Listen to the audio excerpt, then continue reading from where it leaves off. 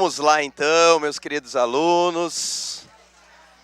Primeiramente agradecer aí nossa primeira aulinha aqui com vocês. Muito, muito legal. Na realidade, eu sempre digo aos meus alunos que é sempre uma hemorragia de satisfação estar encontrando com vocês. Muitos aqui já, né? Já tivemos a oportunidade de estarmos juntos aí numa graduação. Alguns aí em primeiro momento conhecendo, né, na data de hoje, mas com certeza tentando possibilitar aí no nosso cursinho aqui da LAC, né, pessoal, para que vocês consigam alcançar um objetivo que acredito que seja o sonho aí de todos, que é ser aprovado nessa bendita OAB, né? E eu tenho certeza, como diz o meu amigo o professor Stanley Costa, né, um dos melhores processualistas do Brasil, né, pessoal, que tudo tem que estar desamarrado em nome de Jesus, porque eu estava fazendo o contrário nas aulas passadas, né? Vou trazer a cordinha depois, é técnica, tem que pegar na cordinha, né, pessoal, para dar aquela energia. E agora a gente está com outro amuleto da sorte também, eu vou passar para vocês depois, estava passando para a galera ali embaixo. Por quê, galera? Quando você chegar, né, chegou no final da aula, você vai ter que dar uma pegadinha na carteira da OAB. Pega, deseja, fala, Jesus, me abençoe, me ilumine, receba essa carteira, para que seja, tá? Então depois vocês vão passar, vão pegar, por quê, pessoal, né? Aqui está recheado de energias positivas e a gente vai tentar trabalhar isso com vocês a partir de agora, numa disciplina, pessoal, que nós sabemos, né, que trabalha aí na realidade 10%, né, do total de questões que nós temos, e nós temos a possibilidade de atingirmos essas questões, gabaritarmos essas 8 questões com tranquilidade. E para isso, no materialzinho, né, que a LAC Concurso disponibilizou para vocês, pessoal, nós vamos começar por etapas. Muitos de vocês já nos acompanharam, já nos acompanham também das nossas transmissões, das nossas lives, estudando um pouquinho sobre a estrutura organizacional da OAB. Ela é interessante, professor, se nós observarmos os cursinhos, se nós observarmos as provas, pessoal, visualizarmos a unificação de 2010 para cá, observe a quantidade de questões que tivemos influenciadas pelo tal do Conselho Federal, pelo tal do Conselho Seccional, a tal da subseção, Caixa de Assistência dos Advogados, quem está lá, qual a sua estrutura, como é a composição, quais são os poderes atribuídos às autoridades, como que existe a composição de cada um desses determinados órgãos. Por que lá eu queira ser um futuro presidente de um conselho federal? Da onde que eu surjo, professor? Eu posso levantar a mão e amanhã ser um conselheiro federal? Quais são as características que muitas vezes as provas estão nos cobrando na primeira fase?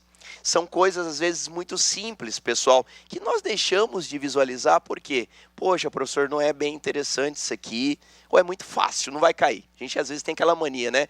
Não, professor, é muito fácil, vai cair o complexo.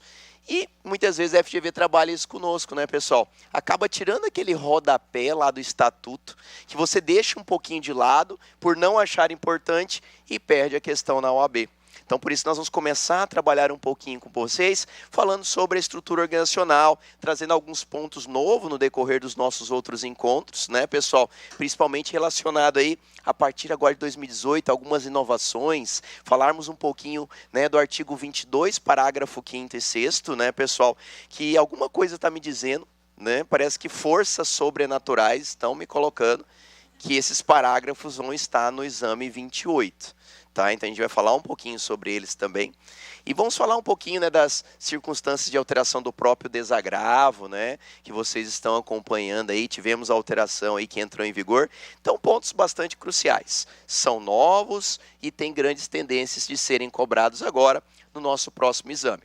É claro, pessoal, que nessa primeira aulinha nossa, nós começaremos a falar um pouquinho sobre essa estrutura organizacional de forma bastante tranquila e rápida, para que nós tenhamos a oportunidade, pessoal, de acompanhar como é a estruturação organizacional, como que funciona esses órgãos, quais são os tipos de questões que vocês vão observar a partir de agora, para quem já começou a estudar as provas passadas ou já buscou resolvê-las, como que eu posso observar essa composição? Na realidade, quando nós falamos, pessoal, de estrutura organizacional da OAB, primeiro passo, nós vamos ter que entender os critérios de hierarquias existentes, porque o próprio exame da ordem já nos cobrou isso, né? Eu trouxe para vocês, hoje, pessoal, na nossa Lei 8906 de 94, o nosso Conselho Maior, o que chamamos hoje de Conselho Federal. Também, pessoal, né, nós brincamos bastante por ser o nosso conselho, como ele equipara-se, né, bem semelhante ao nosso Supremo Tribunal Federal. Lá nós vamos encontrar os deuses da OAB, né? Chegou lá em Brasília, você vai entrar naquele prédio maravilhoso que tem um tapete vermelho lindo, né, pessoal? E lá nós vamos observar num quadro maravilhoso a estrutura interna desse conselho.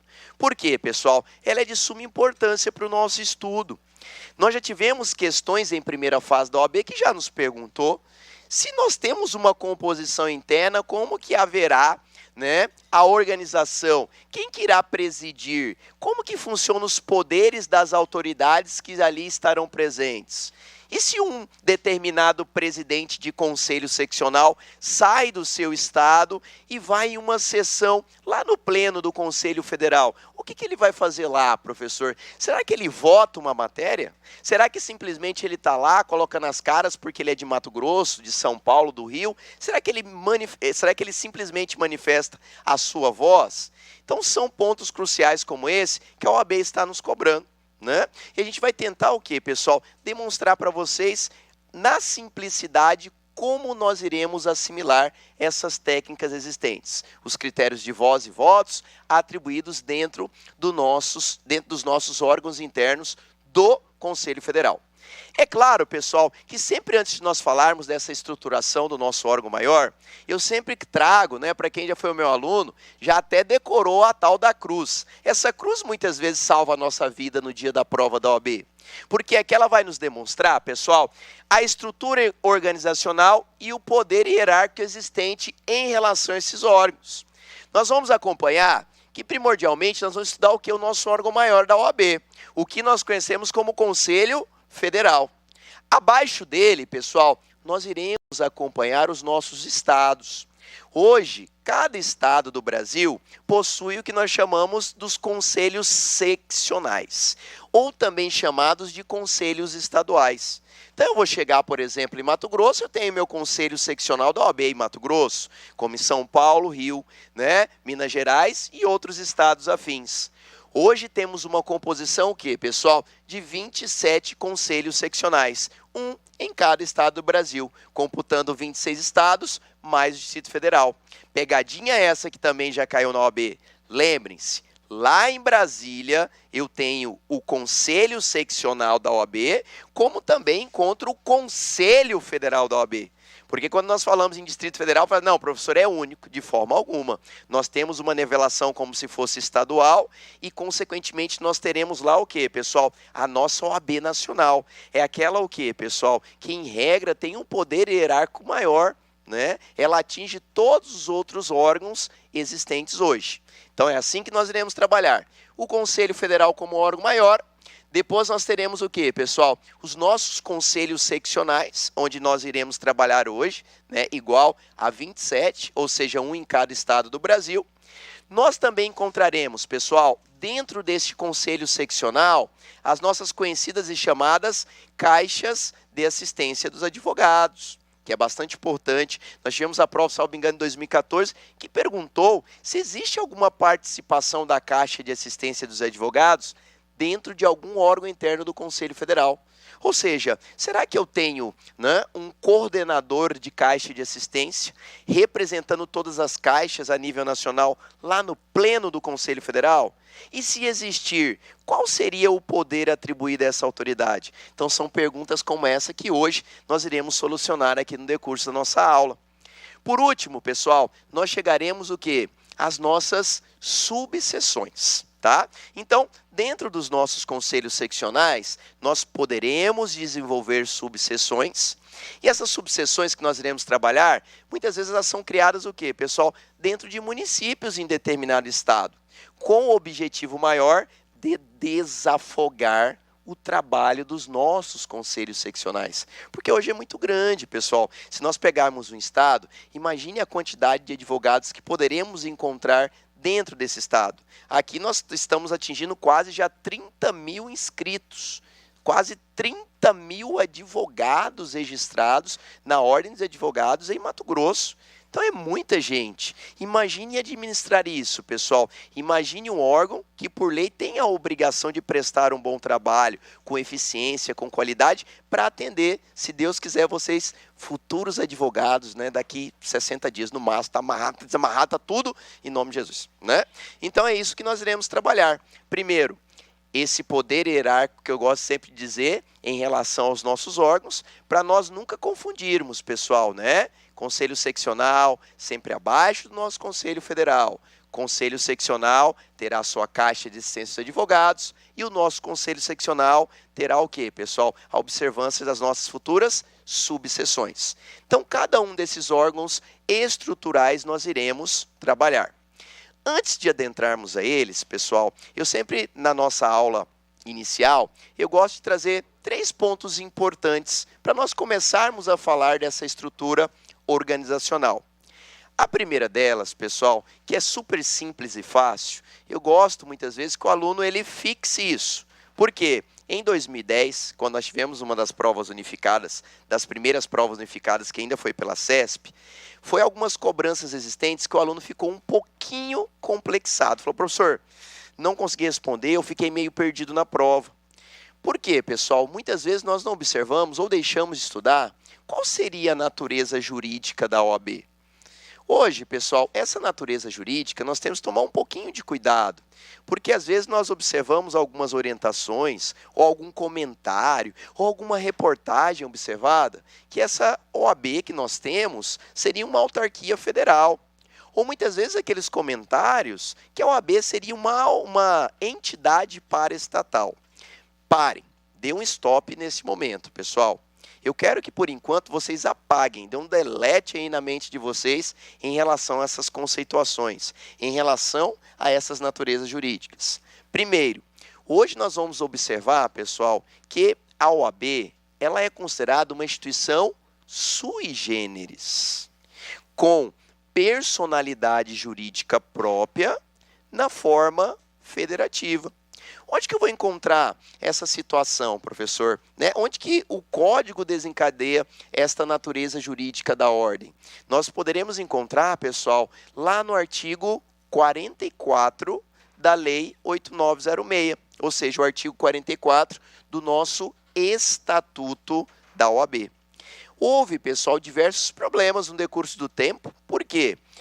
Há um bom tempo atrás, nós tínhamos essa característica de OAB como entidade, me fudi agora. Nossa, deu um branco agora, não está gravando, né? Como autarquia federal. Por quê, pessoal? A autarquia federal, vocês estão estudando aí com a belíssima professora Raona, a situação o quê, né? De entidade que existe o quê, pessoal? Uma vinculação com a administração, direta ou indireta. E a OAB, ela é totalmente independente, pessoal. Nós não prestamos contas para o Estado. Nós não prestamos contas para um tribunal de contas do Estado ou da União. A OAB presta contas para a própria OAB. Então, por que nós trabalharmos, pessoal, com uma entidade paraestatal? Ou tão mesmo com uma autarquia federal. Então, em 2006, nós tivemos algumas ADIs, pessoal, bastante importantes, que solucionaram de vez essa circunstância. Até porque, à época, os integrantes da OAB, pessoal, o que eles começaram a indagar? Peraí, se nós somos uma autarquia federal, somos um ente público, então quero estabilidade. Isso foi solucionado de vez. Hoje, pessoal, aqueles que se encontram prestando um serviço diretamente para a ordem, eles são contratados e regulamentados com previsão na CLT, salvo circunstância que iremos trabalhar, que são aqueles que concorrem a uma eleição, e a eleição não predomina nenhum critério remuneratório. Por isso a gente carrega aquela frase para casa e iremos estudar. Eleição não tem remuneração. Cargos de eleição não tem remuneração. Esqueceu, sai falando. Cargos de eleição não tem remuneração. Acorda cedo, sua mãe, bom dia. Cargos de eleição não tem remuneração. Porque você leva para a prova e você acaba fixando. Leu na prova, falou, participou da eleição. Opa, cargos de eleição não tem remuneração. Então, são palavras que fixam que também iremos trabalhar. Então, o primeiro ponto basilar é lembrarmos que a OAB hoje é instituição sui generis, com personalidade jurídica própria, na forma federativa, tá? Então, Segundo passo, importantíssimo também, pessoal. Lembrem-se, OAB possui imunidade tributária. Pegadinhas que já cansaram de cair. Não esqueçam da palavra imunidade, porque às vezes vem lá e substitui ela pela tal da isenção, né? Então tomem cuidado. Aqui nós vamos trabalhar o quê? A OAB com o critério de imunidade. Imunidade em relação às suas rendas, bens e serviços, tá? Então, retornando rapidamente, a OAB possuirá imunidade em relação às suas rendas, bens e serviços, tá? Não confundam com isenção, como já tivemos cobranças em provas passadas, tá? Imunidade sempre atribuída à nossa Ordem dos Advogados do Brasil em relação às suas rendas, bens e serviços. Terceiro ponto que também está me cutucando há um bom tempo, pessoal, e ainda não foi cobrado. Tomem muito cuidado com as ações executórias advindas da falta de pagamento de anuidades. Lá vai que você abra o seu caderno tipo 1 branco, questão número 1, e lá ele trabalha com você, com aquele advogado que deixou de pagar a sua unidade. Professor, há a possibilidade dele ser executado? Tranquilamente. Hoje, né, as ordens dos advogados do Brasil, por meio dos seus conselhos seccionais, já o que buscam executar esses profissionais. Isso na esfera jurídica, trazendo ainda a possibilidade, nós iremos estudar, de sanções administrativas que podem ser aplicadas a este. Então, guardem a primeira circunstância com vocês. A execução advinda contra o profissional, pessoal, que deixa de recolher a sua anuidade naquele respectivo ano, ela vai funcionar de que forma? É um procedimento comum, tá? Não trabalhamos com critérios especiais, que é o que muitas vezes pode a OAB lhe confundir. Fala assim, não, o advogado pode ser executado, mas como nós temos uma lei especial, que é o Estatuto, eu vou aplicar a Lei de Execuções Fiscais. Galera, não tem nada a ver. O procedimento ele será comum, nós utilizaremos o nosso novo Código de Processo Civil para buscarmos o que, pessoal, né? Através daquela execução, termos um futuro pagamento daqueles valores. Então, se cair qualquer questão neste foco, fiquem atentos. Esqueçam de leis especiais, de leis de execução fiscal, de procedimentos específicos. Isso hoje não existe, pessoal. Basta o quê? Que a Ordem dos Advogados do Brasil busque normalmente uma execução comum baseada no nosso novo Código de Processo Civil, para que tenha oportunidade o quê, pessoal? Juridicamente, de ser recepcionado com o futuro pagamento daqueles valores que se encontram em aberto, tá? Então são esses 3 pontos, pessoal, que eu acho bastante importantes no início da nossa aula. E muitas vezes ele pode vir a ser suscitado aí no nosso exame 28. E eu sei que a partir de agora, se ele estiver lá, vai ser sucesso absoluto. Já vai olhar, já vai marcar, já vai para outra, né? Em vez de gastar 10 minutos na questão, você vai gastar 60 segundos cravados, tá? Aluno meu gasta no máximo 2 horas e meia para fazer a prova total. E já vai embora. Né? Já chega lá, termina a prova, fala, moça, mas tem que esperar para levar o caderno. Você joga no lixo, fala, eu já passei. Já vai estudar para a segunda fase, tá? É assim que a gente funciona. Isso quer ser confiante, né? Então, pessoal, então o primeiro passo de hoje, né? Através dessas 3 dicas, pessoal, nós começaremos então a estudar um pouquinho sobre a nossa estrutura organizacional da OAB. Começando falando um pouquinho, pessoal, sobre o nosso Conselho Federal da Ordem dos Advogados do Brasil. Conselho esse hoje, pessoal, localizado no Distrito Federal, que possui competências específicas determinadas a partir do nosso artigo 51 e seguintes da Lei 8906 de 94. Professor, cai muito critério de competência das organizações estruturais da OAB? Pessoal, é bastante mediano. Eles gostam de bater mais em alguns pontos chaves. Às vezes eles gostam de cobrar competências específicas, como uma que já foi cobrada em exames anteriores. Quem que toma conta, pessoal, sobre a sua vestimenta? Quem que determina a vestimenta necessária para que você possa fazer parte de uma audiência, né? Ou tão mesmo, professor, fazer parte de um rito que a própria OAB lhe oferta. Às vezes isso traz um pouquinho de confusão Porque parece que tudo você lembra assim, poxa, quem vai determinar minha roupa, será que é Conselho Federal? Os caras são os bambambãs, será que é de lá que sai essa determinação? Ou será que essa orientativa, né, pessoal, do modo e do jeito de utilizar a sua vestimenta, sai dos estados, sai dos nossos conselhos seccionais? E muitas vezes a gente deixa isso passar em branco e fala, professor, tudo bem, está dentro da competência de um dos órgãos? Está. Mas é uma pergunta tão simples, entendo eu que dificilmente a OAB pode nos cobrar. E ela já suscitou essa pergunta. Lembrem-se, pessoal, vestimenta é por conta do Estado. Vestimenta é por conta do nosso conselho seccional, tá? Então parece uma coisa besta, mas chegou lá na prova, falou em vestimenta, lembre-se, galera, lembre-se do seu Estado, lembre-se da sua OAB, tá? Não confunda com o Conselho Federal. Ótimo, professor, estou lá, né, com o meu, a minha vestimenta adequada e fui visitar o nosso Conselho Federal da OAB, que está lá em Brasília, e lá, pessoal, ele vai estar o quê? Composto por uma organização interna. É interessante nós observarmos, pessoal, né? E eu gosto sempre de desenhar isso, por quê? Porque a gente fixa aquela pirâmide que vocês já fizeram, uma grande decoreba, e carregam ela pela vida de vocês, porque elas vai fazer a diferença no dia da sua prova. É tanta coisa que a gente acaba fixando, decorando, que a gente fica um pouco perdido. Mas para nós observarmos o primeiro passo de uma das questões de 2013, que foi cobrada na primeira fase do exame da OAB, ela nos perguntou quem presidia esses órgãos internos lá do Conselho Federal. Como que isso funcionava na prática? Primeiro, para eu saber quem preside um órgão, eu tenho que saber quais são os órgãos.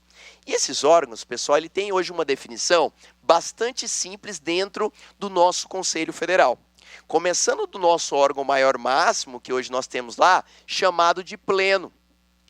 Lá no pleno, pessoal, nós vamos debater aqui circunstâncias o quê? De competências específicas, né? Deixa eu até passar algumas para vocês aqui. Circunstâncias de competências específicas que nós temos. Então, professor, cheguei a um grau de recurso ou cheguei dentro do Conselho Federal, nós vamos ter que observar quem tem competência para análise daquela matéria. Muitas vezes, ela irá o quê, pessoal? Ser debatida diretamente no pleno. Como também, pessoal, nós poderemos chegar o quê? Ao órgão especial do pleno. Ou tão mesmo, nós trabalharmos na base da nossa pirâmide, em uma das nossas 3 câmaras do Conselho Federal. Primeira, segunda e terceira Câmara do Conselho Federal. Galera, temos que fixar esse ponto porque vocês vão conseguir responder diversas questões. A hora que alguém perguntar para você composição interna, galera, lembre-se, eu tenho 5 órgãos internos dentro do Conselho Federal. Esses 5 órgãos vão fazer parte do nosso estudo a partir de agora. Esqueceu no dia da prova da OAB, olhe para a sua mão. Olhe para a sua mão e fala, o professor falou que tem 5 órgãos, eu não lembro quais são os órgãos, mas eu lembro que são 5 órgãos. Se a alternativa trazer 4 órgãos, está errado. Trazer 3 órgãos, está errado. Tem 5 órgãos. Não tenha vergonha. Chega no dia da prova, olhe para a sua mão. Vai fluir, vai gerar, né? Deus vai estar no seu caminho e falar, filho, presta atenção, vai aparecer, né? E você vai olhar, vai estar escrito lá, pleno, órgão especial do pleno, primeira, segunda e terceira Câmara. Como questões que já foram cobrados em exames passados, eles gostam muitas vezes de suscitar de vocês o quê, pessoal? Primeiro, aqueles que presidem esses órgãos e quais são os poderes que estes possuem dentro de cada um desses órgãos internos. E o primeiro passo, pessoal, para nós carregarmos a partir de agora e nunca mais esquecermos que novamente eu vou depender da minha mão, porque nela também, pessoal, estará determinado a diretoria de qualquer um dos nossos conselhos, de qualquer lugar onde nós estivermos falando de OAB. Todas as vezes que apontar na sua prova a palavra diretoria, eu quero que vocês fixem o seguinte, pessoal, diretoria são compostas por 5 cargos, tá? Diretoria, composição, 5 cargos. E como que isso vai funcionar na prova, professor? Toda diretoria, ela vai ter o quê, pessoal? Primeiro, o nosso presidente, depois teremos o nosso vice-presidente, terceiro, o nosso secretário-geral, Quarto, o nosso secretário adjunto. E quinto e último, o nosso tesoureiro. Então, galera, é bastante importante que a gente fixe essa estruturação, porque muitas vezes você vai estar lá lendo a questão de prova e você vai observar que numa diretoria eu terei 5 componentes. Terei o meu presidente, o meu vice-presidente, o meu secretário-geral, o meu secretário adjunto e o meu tesoureiro. Lembrem-se, galera, que se a prova suscitar de vocês o critério daqueles que hoje presidem os nossos órgãos internos do Conselho Federal, o que nós vamos lembrar? Que as 5 mãos de um lado vai interligar nas 5 mãos do outro lado. De que forma, professor? Como já tivemos e como dito para vocês na prova de 2013.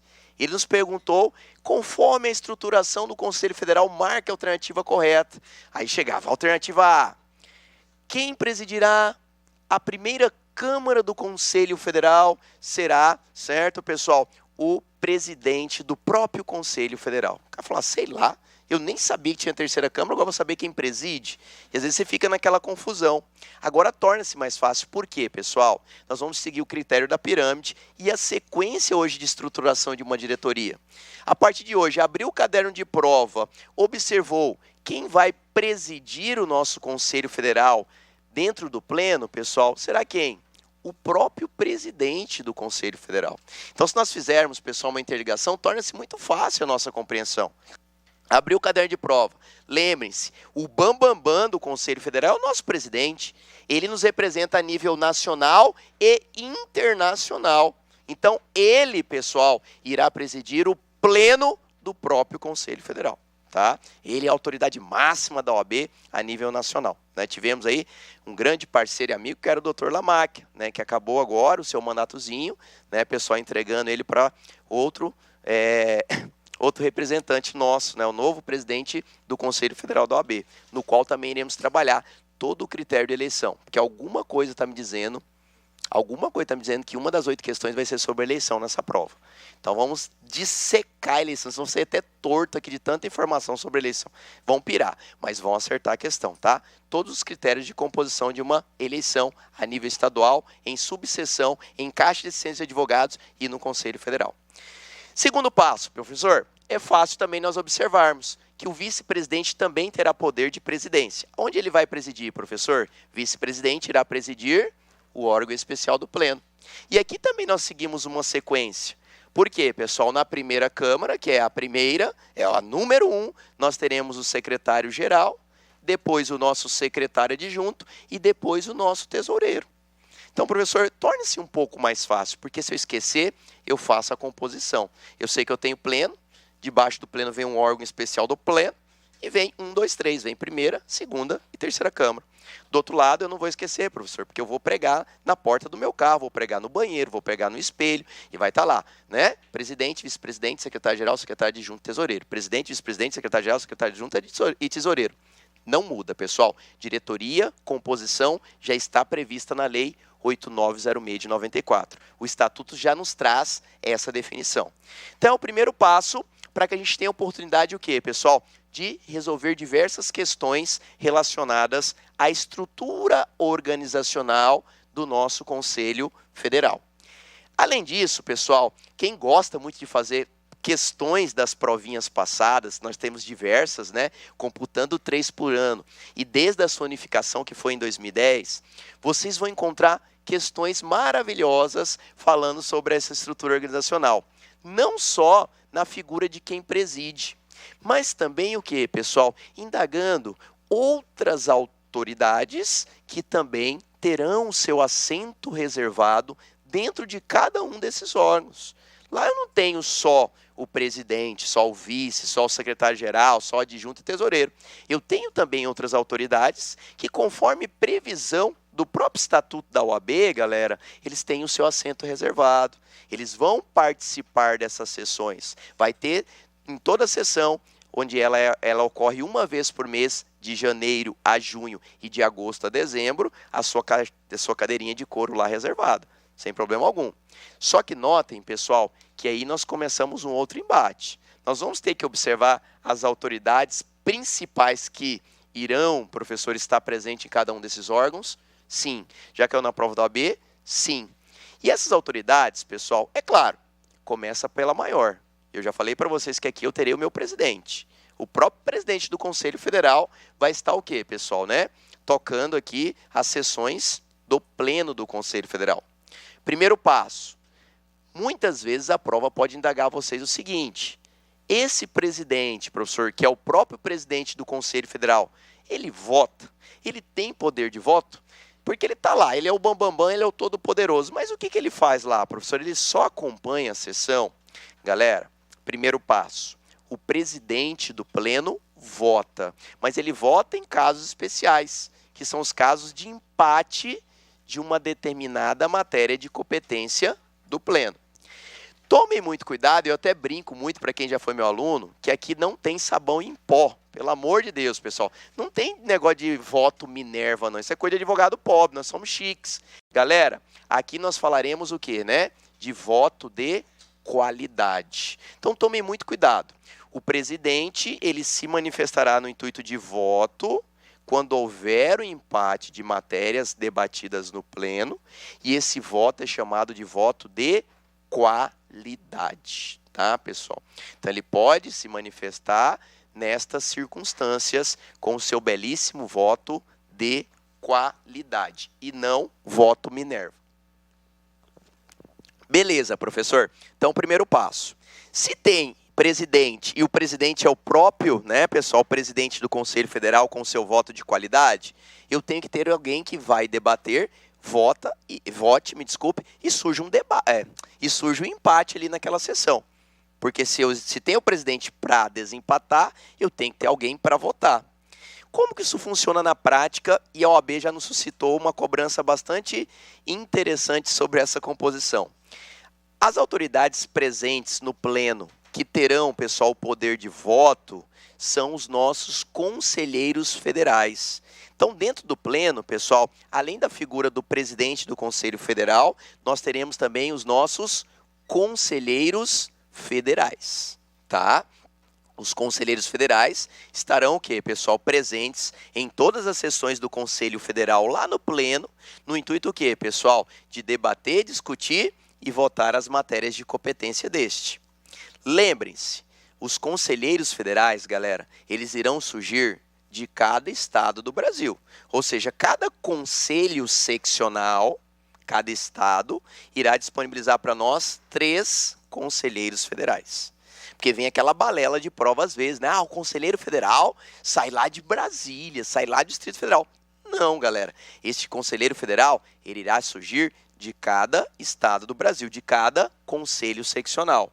Então, cada conselho irá nos disponibilizar 3 conselheiros federais, que irão passar por uma eleição que iremos trabalhar à frente quando falarmos das eleições e mandatos.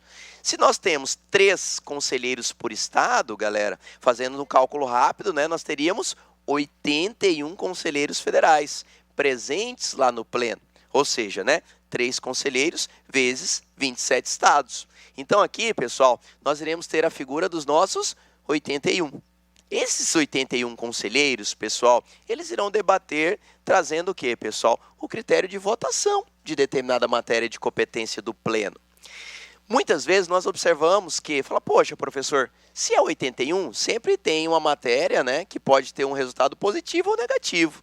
Só que prestem atenção, e isso também é pegadinha no exame. As matérias debatidas de competência do pleno, pessoal, o voto é proferido por delegação, ou seja, o voto é proferido por estado e não é um voto proferido de forma individual. Então, por exemplo, se o estado de Mato Grosso está lá presente, estado de Mato Grosso, por meio dos seus 3 representantes, profere um único voto, tá?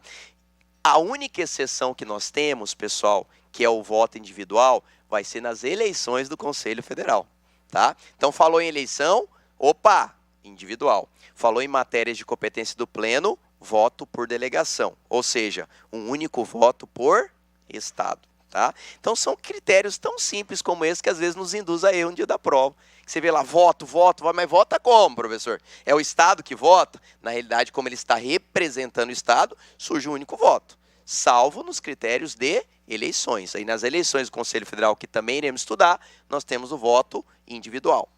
Boa, professor. Se o voto é por delegação, ou seja, se o voto é proferido por estado, eu tenho 3 representantes, pode surgir divergência interna? Porque eu tenho lá os 3 representantes de Mato Grosso, às vezes estão discutindo uma determinada matéria e tem uma divergência entre eles. Fala, não, um entende que sim, 2 entende que não, ou 2 entende que sim, um entende que não. Hoje a nossa legislação já aponta, certo, pessoal, soluções para esse problema. Se houver uma divergência interna na manifestação daquele voto, ganha a maioria. Tá? Então, se nós temos 3, né, pessoal, a maioria sempre irá suprir e irá determinar aquele voto sobre a matéria discutida, tá? Sim. Não, por isso mesmo, a divergência dentro da delegação. Então, por exemplo, vamos supor que está eu, né? Vamos supor outro colega meu, Canhão de Paixão, que muitos podem ter estudado, que é o professor Hélio Ramos, Posto de Simpatia, e o professor Frederico. Né? Às vezes o professor Hélio e o professor Frederico, que são também conselheiros federais, entendem, né, um ponto positivo naquela matéria. E o Silvio entende um ponto negativo. Então está havendo uma divergência interna dentro da delegação. Nesse caso, o voto proferido será o voto da maioria. Tá? Isso também definido hoje pela nossa legislação federal. Parece até um critério lógico, mas lá vai que cai uma questão como essa, a gente fica meio que perdido, né? Ah, professor, vem lá tal da alternativa A, que a gente tem que tomar muito cuidado na OAB, na matéria de estatuto da ordem, pessoal, com a alternativa A. Tá? Nas estatísticas é a que menos tem resposta certa. Então, toma um pouquinho de cuidado. E a primeira que te dá visão, tem aquele aluno que ele lê a alternativa A e fala, vou ler as outras para quê? Porque está na alternativa A a resposta. Parece que ela te convence. Né? Você lê, ela fala, tá certo, já marca e vai para outra. Então, tome um pouquinho de cuidado. Tenham cautela, pessoal, que sempre a primeira visão que você tem é da alternativa A. Aí veio um aluno para mim e falou assim, agora eu vou começar a ler a parte da D. Porque aí lá vai, né, professor, que eu já chuto na D e consigo acertar. Então, nas estatísticas observadas, pessoal, C e D, o número de acertos é bem maior. Não estou dizendo que é para chegar na prova e marcar C e D também, né? Mas num chutômetro a gente vai falar um pouquinho sobre isso, né? Pensa um pouquinho na alternativa A. Não estou dizendo para você não marcá-la, mas pensa um pouquinho antes de arriscar naquele negocinho da moeda, né? Mamãe mandou, vamos trabalhar um pouquinho nessas circunstâncias também, né? O professor PB gosta muito de falar disso, que é bastante interessante e às vezes funciona. Então, beleza, professor. Primeiro passo, então, divergência interna, vence a maioria. Outro ponto importante aqui, pessoal. Esses conselheiros federais que vão proferir o seu voto sobre uma determinada matéria de competência do pleno, como eu já falei, pode surgir o empate. Por quê, professor? Por que pode surgir o empate? Primeiro, outra pergunta básica. Se nós estivermos debatendo uma matéria que surgiu ou subiu num grau de recurso do estado de Mato Grosso, por exemplo, a delegação de Mato Grosso não vota. Tá? Tome muito cuidado com isso. Ah, professor, a matéria que está sendo debatida, ela subiu do estado de São Paulo. Delegação São Paulo participa, mas não vota. Tá? Então vai surgindo uma série de circunstâncias que podem ocorrer o quê, pessoal? Um futuro empate. Tendo empate, nós teremos a figura do todo-poderoso, que é o presidente, com o seu voto de qualidade. Então começa o quê, pessoal? A melhorar a nossa compreensão aqui na estrutura. Porque eu tenho o presidente, eu tenho os meus conselheiros federais e eu também irei ter outras autoridades lá presentes, que foi foco agora da penúltima prova da OAB, que é conhecido como os nossos ex-presidentes do Conselho Federal. Ora, bolas, professor, ele é ex-presidente, o que ele está fazendo lá? Pessoal, os caras têm ainda bastante poderes. Os ex-presidentes, eles terão o quê, né, pessoal? Assento reservado nas sessões do pleno. E aí nós temos que tomar cuidado, que teve alguns que comeram bola lá na perguntinha, né? Por quê, pessoal? Quando a gente faz a leitura do estatuto, o estatuto é bastante claro. Ele fala assim, os ex-presidentes terão seu assento reservado nas sessões do pleno, somente com seu poder de voz. Né? Aí você fala, poxa, professor, já decorei, porque tá lá, tá escrito voz, ele vai lá, ele senta na sua cadeirinha, ele se manifesta, ele fala e pronto. Só que o que acontece, galera? Nós temos duas espécies de ex-presidentes, né? Por que eu falo duas espécies, professor? Nós vamos ter presidentes, né, que atuaram à época da entrada em vigor do nosso estatuto, que é de 1994, mas a OAB já existia antes de 94, galera. E aqueles que atuaram como presidentes anteriores à legislação? Que está na lei é fácil, ele tem poder de voz. E se ele está antes da lei? Que a FGV ela é sacana, vocês sabem disso, né? Ela gosta de cobrar aquele rodapé de livro, porque a gente quase não lê. Então, qual que é a nossa orientação a partir de agora? Eu peço que vocês tomem muito cuidado, galera. Fixar 2 pontos importantes. Presidentes que atuaram antes e depois de 94, tá? Até a gente brinca bastante, né? Os alunos falam, professor, já até enjoei de tanto escutar isso, né? Os ex-presidentes novinhos e velhinhos. Por quê? É uma forma de fixar de forma bastante tranquila. Por que eu falo isso, professor? Quando a gente está em casa, né? Muitos de vocês já são mamães, já são papais, aí seu filho fala, mas não manda nada. É a mesma coisa dos presidentes novinhos, que eles falam, mas não votam, né? Agora, se você pega, por exemplo, o seu avô, o seu bisavô, fala e manda, né? E você vai lá e faz. Então aqui os ex-presidentes, ou seja, aqueles que atuaram pelo Conselho Federal anteriores a 94, para ser mais exato, anteriores a 5/7/94, eles são velhinhos. Os velhinhos, pessoal, eles atuam com o seu poder de voz e voto nas sessões, tá? Os novinhos não, tranquilo. Falou lá, professor, está amparado pelo nosso estatuto ou é a partir do nosso estatuto, ele é novinho. Então ele fala, mas não vota. 5/7/1994, tá, galera? Então nós vamos ter presidentes anteriores a 5/7/94 e presidentes posteriores. Então os novinhos, certo, pessoal? Só voz. Velhinhos, eles terão a sua voz e, consequente, eles poderão proferir o seu voto. E eles são tão importantes, pessoal, que o voto proferido é como se fosse um voto de Estado, certo? Lembre-se aqui que surge um voto por delegação, o voto dele tem um peso de um Estado. Então, por isso que muitas vezes eles são bem, né? Puxa, assim, sai, tal, né? Champanhezinho e tal. Por quê, pessoal? Às vezes o voto dele pode trazer grandes diferenças em uma determinada matéria. E nós sabemos, né, pessoal, que dependendo da matéria, tem alguns interesses, né, que podem surgir. Né, que a gente vai entrar nisso para uma prova da OAB. Mas, na prática, muitas vezes eles podem surgir e ele tem esse poder, quem sabe até de eliminar um futuro empate, né, com aquele voto que ele venha a proferir, desde que ele seja velhinho. Então, nós já tivemos provas da OAB que eles te trazem datas ou, no mínimo, o ano. Raramente ele falar para você 5/7/94, mas ele pode colocar assim, ó, fulano de tal presidiu a OAB de 2005 a 2000 e tanto, né? Ou em 1993 a tanto. Então tomem muito cuidado com essa previsão. Aí eu sempre brinco com o aluno, guardem o ano, 94. Porque se ele é depois, galerinha, só fala. Se ele é antes, ou seja, aos velhinhos, ele fala e consequentemente profere o seu voto nas sessões. Lembrem-se, pessoal. Sim, fala, Dilma. Perfeito, isso, perfeito. Por quê, pessoal? Aqui nós tivemos a entrada da nossa nova legislação, ou seja, da nossa Lei 8906, tá? Anterior a ela, pessoal, anterior a essa data, nós ainda tínhamos outras regulamentações no Brasil. Então, em virtude dessas outras regulamentações, atribuiu a esses velhinhos, ou seja, a esses anteriores, o poder de voto nas sessões. Hoje são poucos vivos. Inclusive, nós vamos trabalhar isso, pessoal, nos estados que seguem a mesma rotina. Aqui, por exemplo, Mato Grosso, por um critério de conhecimento, pessoal, temos poucos ainda. Eu conheço só um vivo, anterior a 94, que hoje, também no estado de Mato Grosso, possui, além da voz, voto, né? É até um advogado bastante participante, quem tem redes sociais, ele gosta muito de manifestar nas redes sociais. Então, a nível estadual, ele vai seguir o mesmo rito, o mesmo poder que nós estamos trabalhando aqui para um ex-presidente de Conselho Federal, tá? Alguém perguntou? Bom, o que acontece, pessoal? Se ele encerrou posterior a essa data, nós vamos ler ele como um ex-presidente novinho, tá? Então nós temos uma base, uma fixação exata até 5/7, tá?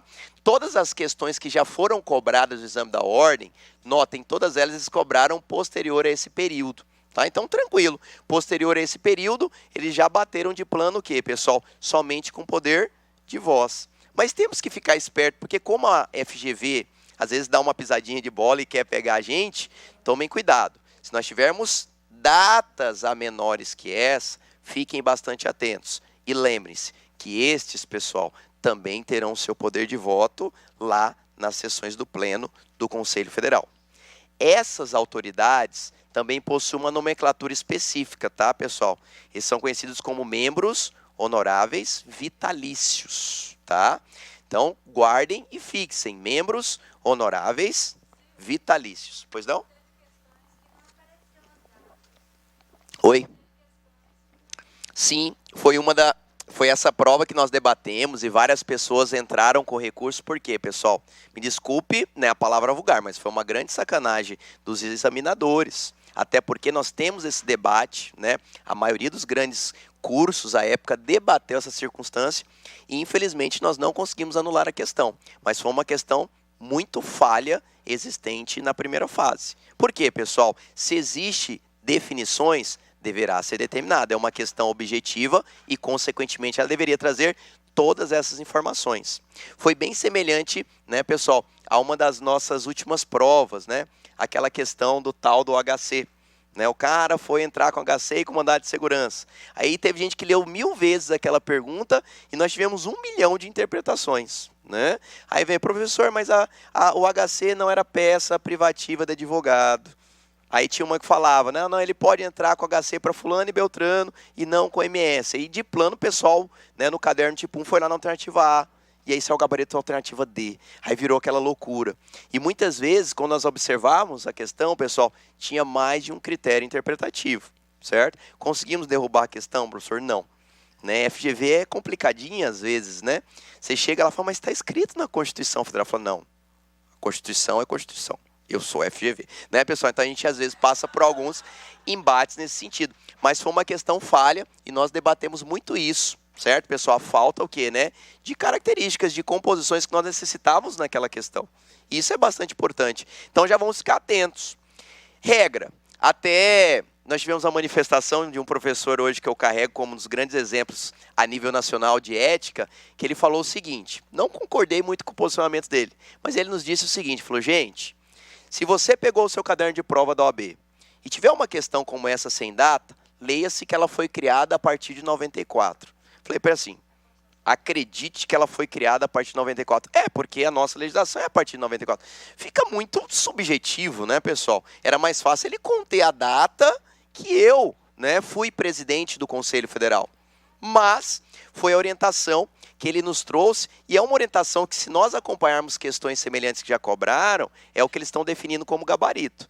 Então, indico vocês também, se nós tivermos uma falha nessa composição de data, pessoal, vamos fazer então uma primeira leitura, que aquela questão ela foi desenvolvida a partir da nossa Lei 8906, que é do ano de 1994. Tá? Agora, se trouxe definição de datas, fiquem atentos, que pode ser essa pegadinha, aí observem sempre o poder de voz e voto nos ex-presidentes velhinhos, que são chamados e conhecidos também como o quê? Membros honoráveis vitalícios. Beleza, galera? Então, notem que isso é simplesmente a composição com autoridades que eu tenho o quê, pessoal? Dentro do meu pleno. Rapidamente, existem ainda outras autoridades que podem estar focadas lá na sua prova? Sim. Nós tivemos o exame, salvo me engano, de 2014, que perguntou sobre a figura do presidente do Instituto Nacional dos Advogados.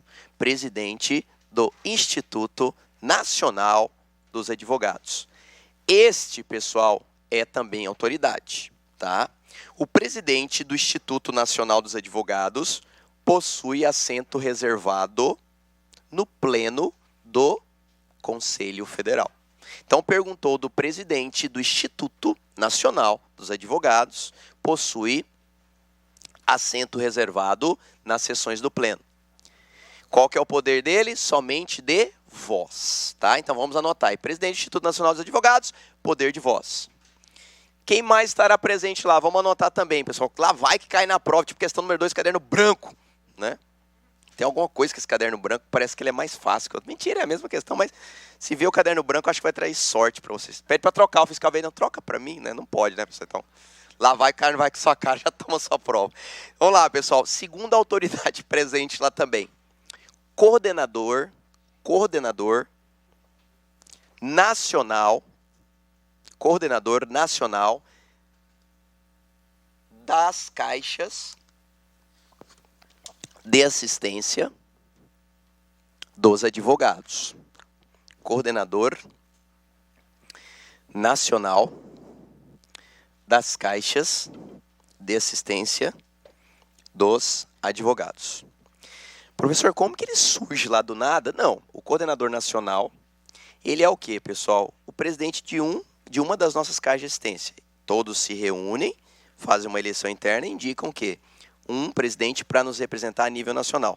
Lá vai que a sua bendita prova pergunta desse coordenador nacional. Lembre-se, ele tem o seu assento reservado, ele representa as caixas de assistência a nível nacional e ele tem somente poder de voz. Tá, pessoal? Poder de voz. Quem mais vai estar presente lá, professor? Vamos lá, tem mais autoridade, por isso que trem é cansativo aqui. Pessoal, lá também teremos assento reservado ao presidente, aos presidentes, vamos colocar no plural aí, presidentes de conselhos seccionais. Presidentes de conselhos seccionais. Então, por exemplo, Leonardo Pio Campos, presidente da OAB Mato Grosso, ele tem o seu assento reservado lá nas sessões do pleno. Somente com poder de voz. Somente poder. Isso, presidentes de conselhos seccionais. Pô, professor, então já tem lá 27 cadeirinhas, né, se a gente computar. Porque nós temos 27 conselhos seccionais, todos eles terão o seu poder de voz e, consequentemente, o seu assento junto ao pleno do Conselho Federal. Quem mais estará presente lá? Conseguiram anotar? Presidentes de conselhos seccionais. Somente poder de voz. Outra autoridade, pessoal, vamos anotar também. Isso que eu gosto, tem que meter caneta aí. Segundo, pessoal, temos lá também todos os agraciados. Palavrinha bonita, né?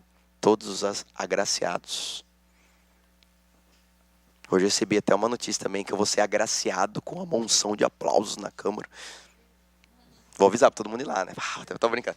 Mas parece que é verdade. Dia 15/3, salvo me engano, né? Comemorando aí dia. Queria ganhar a medalha, né? Os agraciados com a medalha Rui Barbosa. Os agraciados com a medalha Rui Barbosa. Nós vamos estudar um pouquinho sobre essa medalha à frente, pessoal. Na realidade é uma medalha, né? É um presente atribuído a pessoas de alto, mega blaster e notório conhecimento jurídico, né? Hoje também conheço poucas que têm, acho que Miguel Reale Júnior, e Sérgio Cavalieri Filho, que nós tivemos a oportunidade de trazer algumas vezes aqui para palestrar em Cuiabá, né? Já com 70, acho que está com 80, 79, 80 anos já, e ele é um dos agraciados com a medalha Rui Barbosa. Então, Sérgio Cavalieri Filho hoje tem o seu assento reservado nas sessões do pleno somente com poder de voz, tá? Beleza, professor. Como que eu vou conseguir decorar tudo isso para minha prova da OAB? Dica. Primeiro, galera, se perguntar de poder de voz e voto, vamos do simples para o mais difícil.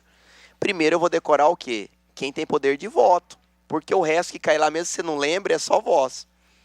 Ah, mas esse aí eu não sei, mas ele não vota, então ele só tem poder de voz. Então, às vezes, pode o quê, pessoal? Facilitar o acerto em uma questão. Então, o que nós vamos fixar? Quem vota? Presidente, que é o voto de qualidade. Temos os conselheiros federais e temos os ex-presidentes velhinhos, que são os anteriores a 1994, né? Anteriores à nossa legislação.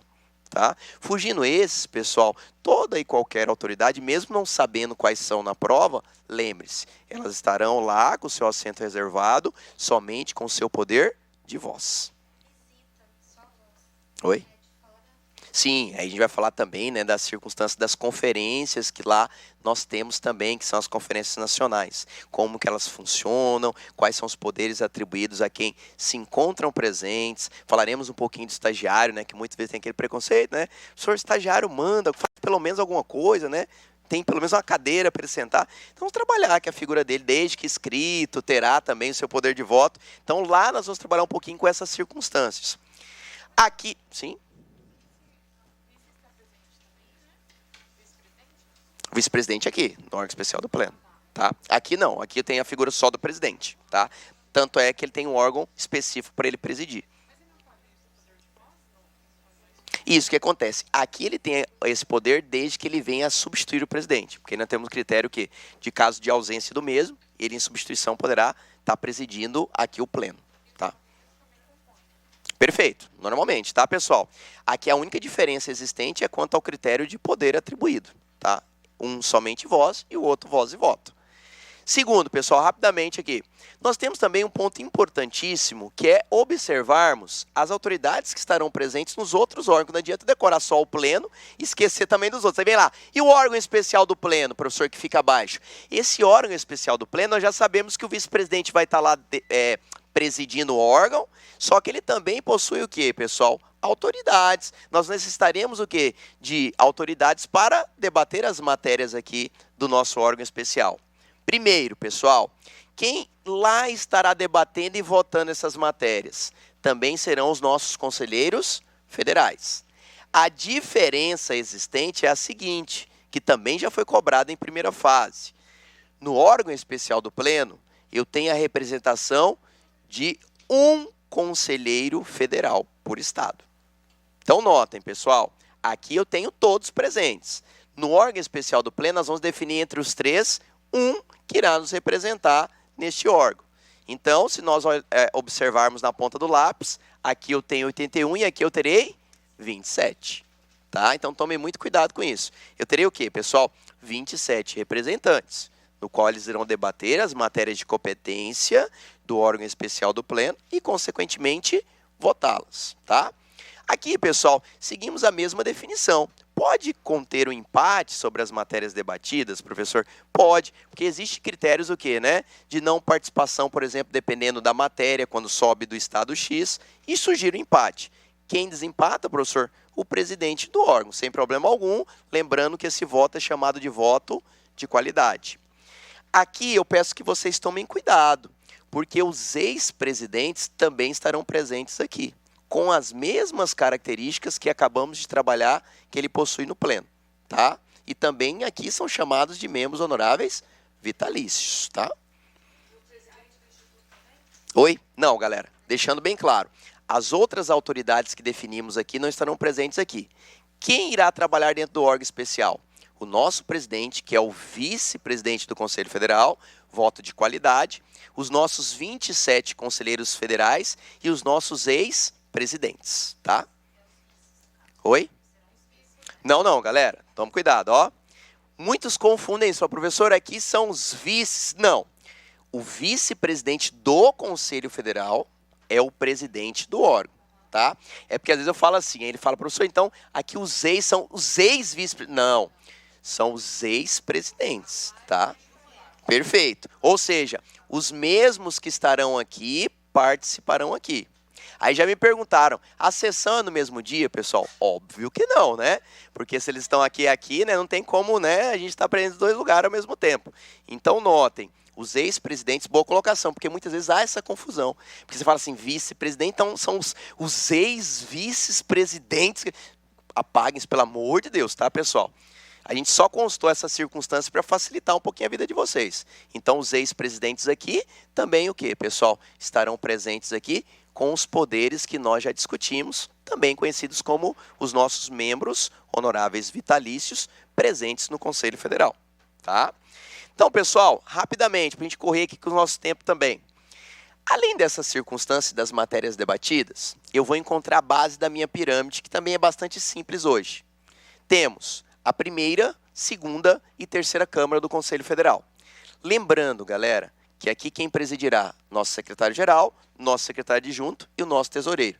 Terceira Câmara é a mais fácil de todas, porque T está com T, T está com T, T está com T. Terceira Câmara, tesoureiro, terceira Câmara, tesoureiro, terceira Câmara, T está com T. Chega T está com T, T está com T, terceira Câmara, tesoureiro. Não tem como errar aqui, galera. Porque se cair lá, quem preside a terceira Câmara é o tesoureiro. Ah, professor, T está com T, está lá. A resposta está certa, tá? Então você consegue resolver muito rápido, observando esses pequenos detalhes.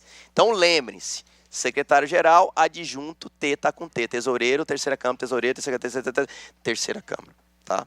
Parece besteira, mas não é. Você vai ver, você vai ler lá, parece que vem na hora a resposta. Vai piscar na sua prova, vai estar lá, você já pega e marca e vai para outra. Não vem com esse negócio de reler prova, não, pessoal. Outro grande problema que a gente tem. Quem já fez prova da OAB, o que é? Você, eu vou reler a questão. Você marcou a certa e você foi lá e mudou. Principalmente sem querer, mas sem querer. Você olha, mas sem querer. Você vê que a pessoa está com um caderno igual ao seu, você olha. Cara, ela marcou A e eu marquei B. E agora? Gente, mas olha, mas dá uma tensão. Aí você fica assim, e agora? E se for a minha questão 40? Ai, meu Deus. Ai. Agora, né? O pessoal confia em você. Fala, não, tô nem aí. Confia em mim. Joga o caderno fora, vai para casa. Já passei, né? Então tem que ser positivo, tá, pessoal? Às vezes acontece, mas é bem raro. Confia em vocês. Aqui, pessoal, primeiro passo. Lembrem-se, além da figura do presidente, nós vamos ter o quê? Aqueles que irão votar as matérias, como todos os outros órgãos acima que nós temos. Em cada um desses órgãos, também teremos um único representante por estado, ou seja, vou buscar a figura de um dos nossos conselheiros federais. Num cálculo breve e rápido, para a gente fechar a nossa pirâmide, eu tenho 27 aqui, eu tenho 27 aqui e eu tenho 27 aqui, tá? Então lembre-se, pessoal, cada uma das nossas câmaras tem representação de um conselheiro federal, tá? 27, 27, 27. 27 vezes 3, 81, tá? Então lembre-se, só tem 81 lá em cima. Então é 27, 27, 27, 27. 27, 27, 27, 27. Tá, pessoal? Por quê? Só no órgão máximo eu tenho composição total, 81. Ou seja, a composição de todos os estados representado pelos nossos conselheiros federais. Beleza, professor? Lembrem-se, galera, que em cada uma dessas câmaras eu não vou mais lembrar de ex-presidente. Nenhum momento falei para você. Primeira câmara, ex-presidente. Esqueça. Ex-presidente é pleno e órgão especial do pleno. O que a OAB já nos cobrou e teve diversos bacharéis, alunos de graduação que sentiu dificuldade? Quando nós observamos o artigo 100 ao artigo 104 do Regulamento Geral da OAB, vocês vão observar que lá eles falam de competências dessas câmaras. E lá, pessoal, tem uma diversidade de competências, de matérias específicas que são debatidas. O que eu quero que vocês fixem, pessoal? Toda vez que cai competência de câmara, eles sempre batem no foco naquela competência que está até em negrito no artigo. Sempre eles vêm, cobram as mesmas. Podem observar todas as questões que já foram cobradas nas provas anteriores. Por que eu falo isso? A partir de agora, vocês vão fixar na cabecinha de vocês 3 matérias que eu chamo matérias principais das câmaras do Conselho Federal.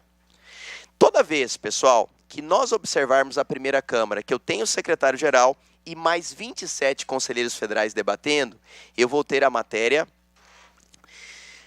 prerrogativas dos advogados. Pessoal, falou em prerrogativa, lembra de primeira câmara. Primeira câmara é prerrogativa. Prerrogativa é primeira câmara. P tá com P. Então, galera, chegou, esqueceu na prova, falou da matéria que P é igual a P mesmo. Primeira câmara eu tenho prerrogativa, tá? Então, professor, recorri, né, de uma determinada matéria lá para o Conselho Federal. Quem que vai analisar, pessoal? Se for sobre prerrogativa, a primeira câmara tem a prerrogativa dos advogados. Tá? Então, primeira câmara, matéria principal debatida são as prerrogativas dos advogados. Segunda câmara, professor, nós vamos debater, desculpe, a matéria ética e disciplina. Ética e disciplina. Ética e disciplina. Professor, sem querer, eu atuei num processo, saiu os valores do processo, nós ganhamos. Parabéns. Sem querer, professor, eu esqueci de passar a parte do cliente. Dinheiro caiu na minha conta, é muito dinheiro, o senhor vai cair toda hora e tal, não estava meio que perdido lá. Aí caiu R$1 milhão lá, porque cai sempre, todo mês, e Gastei. Cliente chegou lá, falou, vi com meu amigo ali, ele entrou no portal lá, e você recebeu, cadê o meu dinheiro? Rapaz, eu gastei.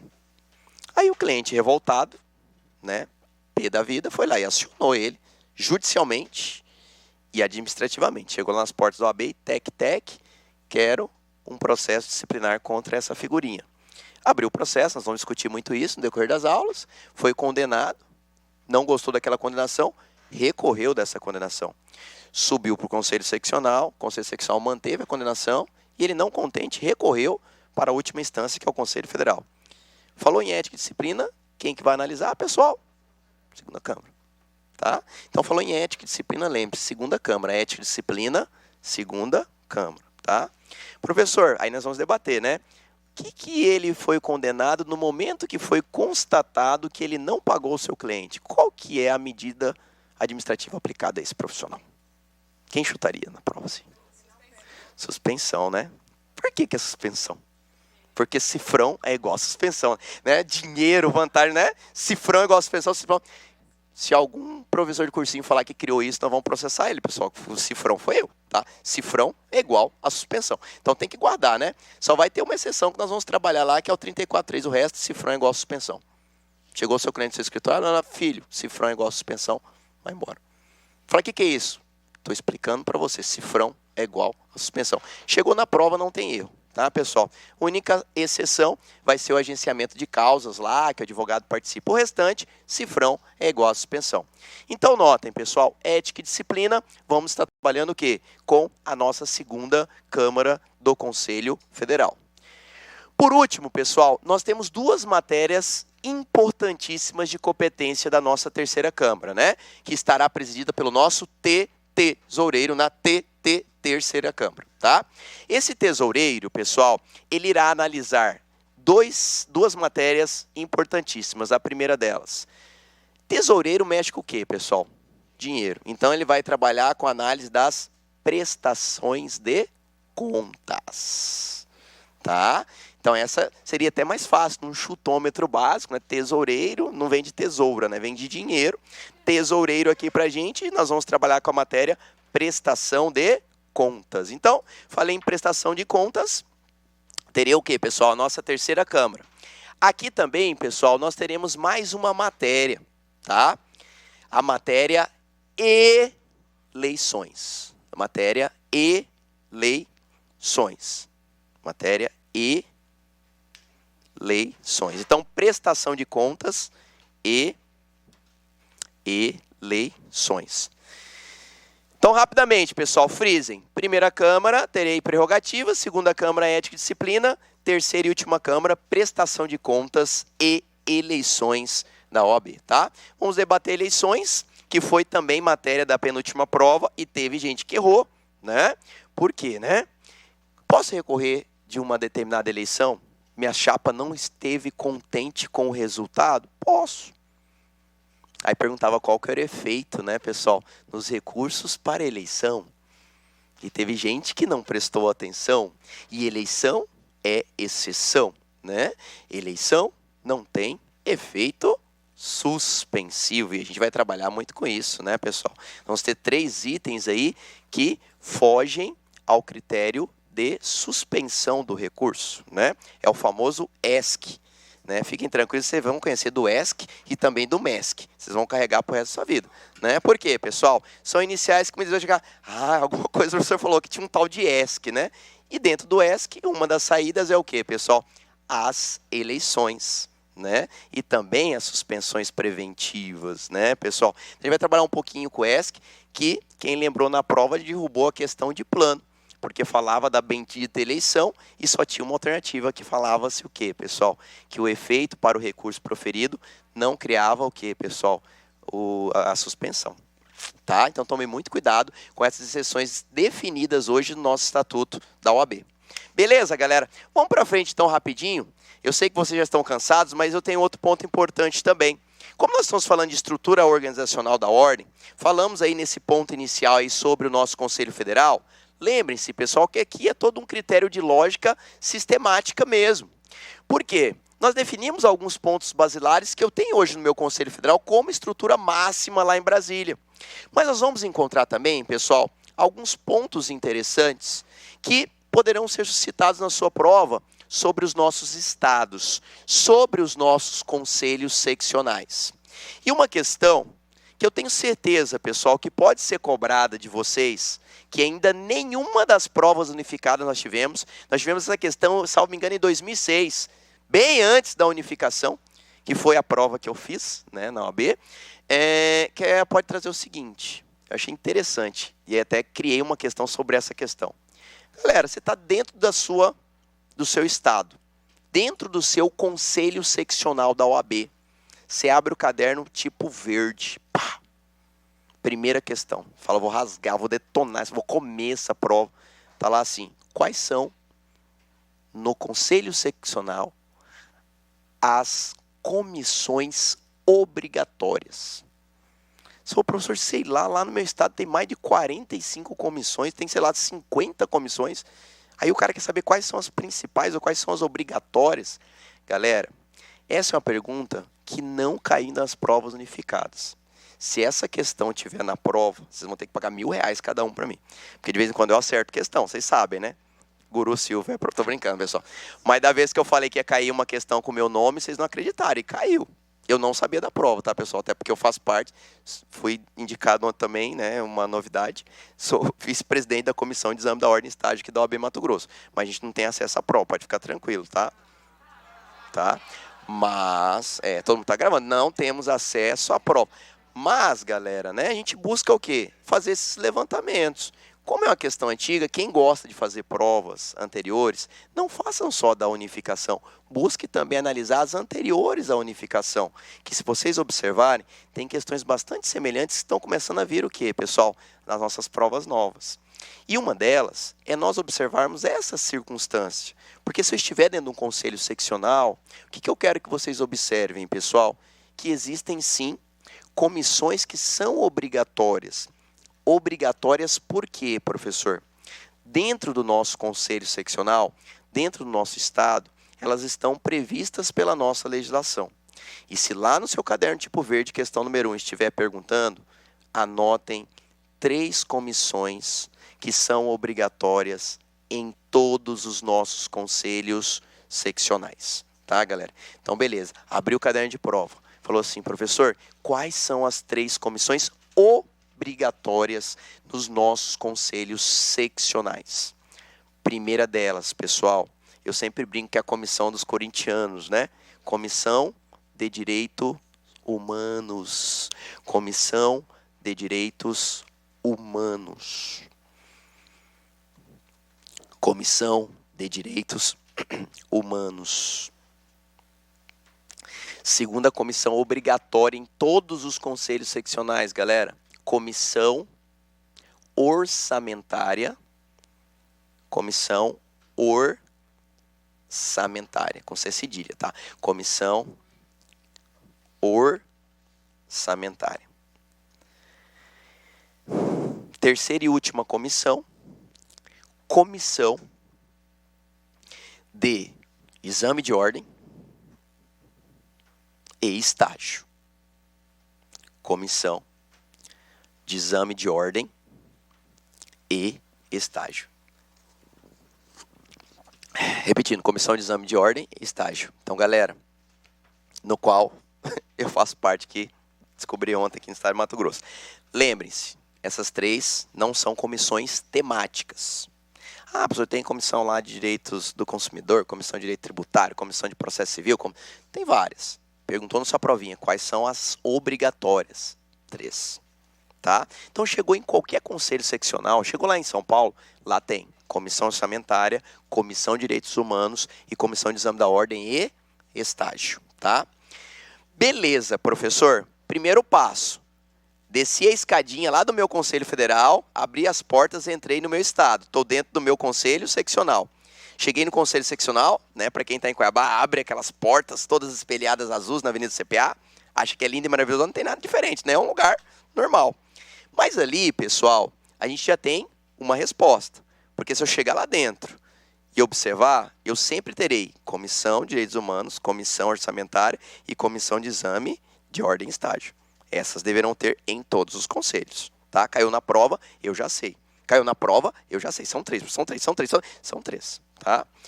Professor, existem outros pontos também positivos e interessantes que podem ser cobrados dentro dessa estruturação? Sim. Aqui, pessoal, todas as vezes que nós começamos a falar do conselho seccional, nós temos que tomar muito cuidado para entendermos como haverá essa composição. Porque quando eu falo do Conselho Federal, eu falo, gente, lá tem uma diretoria tem presidente, vice-presidente, secretário-geral, adjunto, tesoureiro, já até decorei. Aqui nos estados, pessoal, é onde nós temos muitas pegadinhas em primeira fase. Por que que eu falo isso para vocês? Porque o nosso estado, o nosso conselho seccional, ele vai ser composto, a sua diretoria, por meio de uma eleição. Então lembre-se, pessoal, os cargos de eleição que aqui iremos definir, além de não possuir remuneração, eles serão compostos por meio de uma chapa. Então não tem como nós participarmos de um estado, de um conselho seccional, dentro da estruturação de uma diretoria, sem uma eleição. Então, qual que é a primeira pegadinha que sempre cai? O fulano de tal que é diretor, ou é secretário-geral, ou é presidente, ou é vice-presidente, foi indicado pelo seu conselho. Esqueça, não tem indicação, galera. Tem uma eleição. É o primeiro passo para nós entendermos o nosso conselho seccional. Lembrem-se, essa eleição, ela sempre, pessoal, será composta por uma chapa. Primeiro passo, já caiu diversas vezes. Qual é os cargos inerentes a uma chapa dentro do conselho seccional? Todos os triênios que nós temos, todos os mandatos que iremos trabalhar, que são de 3 anos, ele vai passar por uma eleição. E todas essas eleições, esta chapa, ela vai ser composta da seguinte forma. Quem quiser anotar, isso é bastante importante, galera. Sempre cai a galera come bola. Não temos esses cargos por indicação, sempre por eleição, sim. Perfeito, dentro do conselho seccional, tá? As comissões estão dentro do conselho seccional e são obrigatórias. Então, abrir a portinha ali, eu vou encontrar na Avenida do CPA as 3 comissões que eu tenho. Só que lembre-se, para nós observarmos essas comissões, observarmos a estrutura organizacional do nosso conselho seccional, desculpe, pessoal, nós passamos o quê? Por uma eleição. Tá? Isso é importante porque sempre vem a prova da OAB trazendo esses cargos de diretoria como indicação, galera. Cargos de diretoria não tem indicação. Conselheiros, pessoal, não tem indicação. Todos eles passarão por uma eleição. Então, o primeiro passo para a gente entrar dentro da estrutura organizacional é entender da onde ela surge. Ela surge por meio de uma eleição. Esta chapa, pessoal, ela sempre estará constituída da seguinte forma. Todo o conselho seccional, ele vai ser administrado primordialmente por uma diretoria. Então, notem, pessoal, que o meu conselho seccional terá a própria diretoria do conselho seccional. Então, se eu chegar na minha prova, lembre-se, toda diretoria tem a mesma composição, seja no Conselho Federal, seja no Conselho Seccional, seja na Caixa de Assistência, seja na subseção. Chegou lá, falou, professor, quais são os cargos que compõem a minha diretoria? Presidente, vice-presidente, secretário-geral, adjunto, tesoureiro. Então, saindo lá do Conselho Federal, entrando dentro do meu estado, dentro do meu conselho seccional, eu tenho a minha diretoria, onde tem a composição nos 5 cargos. Beleza, não muda. Então, por isso que é decoreba. Falou diretoria, presidente, vice-presidente, secretário-geral, adjunto, tesoureiro. Aqui, pessoal, na estrutura organizacional, eu também possuirei os nossos diretores da Caixa de Assistência dos Advogados, que é uma coisa que nós não temos lá no Conselho Federal. Lembre-se, lá só temos o coordenador nacional, que representa todas as caixas. Nos estados, guardem, pessoal, eu tenho uma diretoria. E se eu falo de diretoria da Caixa de Assistência dos Advogados, o que eu vou encontrar lá? Um presidente, um vice-presidente, um secretário-geral, um secretário adjunto e um tesoureiro. Tá? Então, professor, se eu não tenho essa diretoria, eu não componho uma chapa, eu não posso concorrer a nenhuma eleição. Então, é obrigatório que eu tenha a diretoria, que irá administrar aquele estado por meio do nosso conselho, como também teremos o quê, pessoal? A diretoria da nossa Caixa de Assistência. Lembrando, e tomem cuidado para quem teve já essa confusão, aqui eu tenho 5 cargos, aqui eu tenho mais 5 cargos. Não são as mesmas pessoas que aqui irão atuar, tá, pessoal? Se eu estou aqui, por exemplo, como vice-presidente dessa diretoria, não tem como eu ser tesoureiro, por exemplo, da outra diretoria. Então, por isso nós vamos ter uma composição individual e cada uma delas nós teremos 5 cargos, tá? De presidente a tesoureiro. Aqui, pessoal, começa um pouquinho de confusão e essa questão também já foi cobrada em primeira fase. Além das diretorias, nós vamos encontrar os nossos conselheiros seccionais, ou também conhecidos, pessoal, como conselheiros estaduais, tá? Por que eu falo isso, professor? Porque a bendita prova da OAB, ela gosta de cobrar de vocês como há esta composição. Porque aqui é fácil. Se a OAB perguntar, você fala, tá lá, professor, é 5. Acabou. Tá aqui na CAR, professor, é 5. Tá aqui no Conselho Seccional, você fala, opa, já não é mais 5. Porque existe o quê, pessoal? Um cálculo que nós fazemos e que está estabelecido no artigo 106 do Regulamento Geral da OAB. Tá? Artigo 106 do Regulamento Geral da OAB. Como que eu vou compor esses conselheiros aqui dentro da minha chapa, professor? Primeiro, galera, eu vou ter que observar o número de inscritos no meu estado, ou seja, o número de advogados que eu possuo naquele território. Como assim, professor? Analisamos o estado de Mato Grosso. Se nós observarmos que o estado possui menos de 3 mil inscritos, eu posso ter na minha chapa até 30 conselheiros. Repetindo, se o estado possui menos de 3 mil inscritos, ou seja, 3 mil advogados, tá? Lembre-se, galera, poderemos compor a nossa chapa com até 30 conselheiros. Se o nosso estado, pessoal, possui 3 mil ou mais inscritos, ou seja, 3 mil ou mais advogados, eu posso adicionar mais conselheiros a cada grupo fechado de 3 mil inscritos. Então, como assim, professor? Chega lá, eu tenho 6 mil inscritos no meu estado. Somo mais um conselheiro. 9 mil, mais um conselheiro. 12 mil, mais um conselheiro. Qual que é o limite que eu posso chegar, professor? 80. Então, tem que guardar isso, pessoal. No mínimo 30, no máximo 80, tá? Mínimo 30, máximo 80. Tome um pouquinho de cuidado que houve essa alteração na nossa legislação. Houve a alteração do artigo 106, tá, pessoal? Porque antes nós trabalhávamos com limite de 60. Então, fiquem atentos caso vocês estejam fazendo leitura de alguma legislação mais antiga, tá? Hoje eu tenho 30 e no máximo 80. Sim, alguém perguntou? Perfeito. A cada grupo de 3 mil inscritos, eu posso compor com mais um conselheiro. Então, fazendo as nossas contas e somatórias, para a lei eu poderia atingir até 80 conselheiros seccionais dentro da minha chapa, tá? Isso, pessoal, é uma previsão estabelecida pela própria lei. Só que a lei também traz a oportunidade de nós termos o quê, pessoal? Uma extensão desses 80 membros, em casos excepcionais. São Paulo trabalha com isso. Ele trabalha o quê, pessoal? Com uma composição maior, em virtude na quantidade de inscritos que lá eu tenho. Se não me engano, no último levantamento nós tínhamos estava quase atingindo 500 mil de advogados no estado de São Paulo. Era 400 e poucos mil advogados. Então é advogado pra caramba, né, gente? Imagine uma administração de OAB com 80 conselheiros. Então, regrinha.